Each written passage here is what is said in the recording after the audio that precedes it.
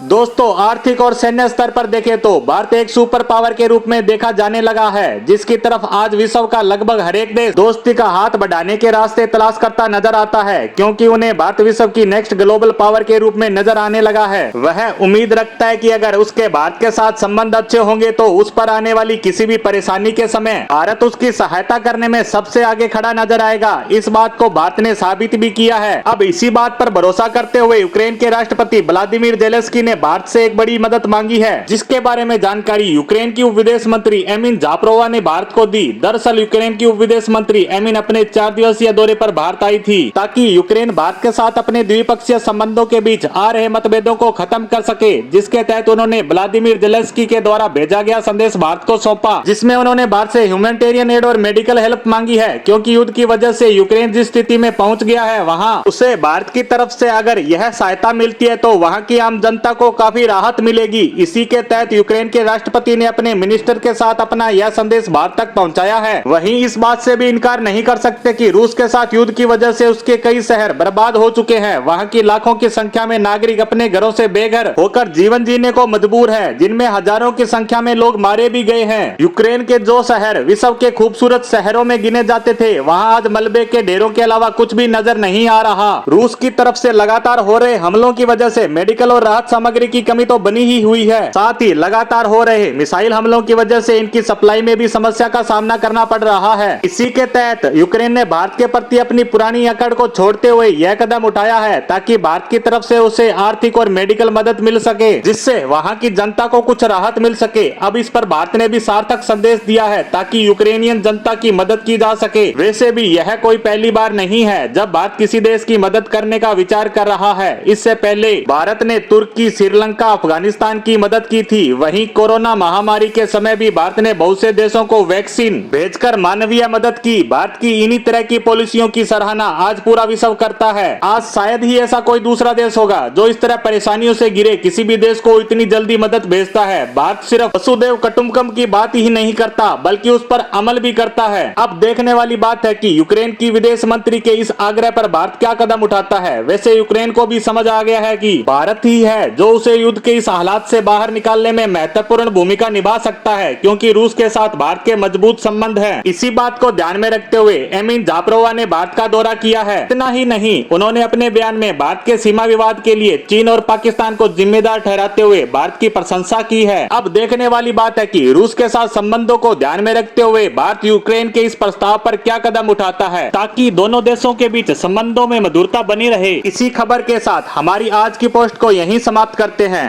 धन्यवाद।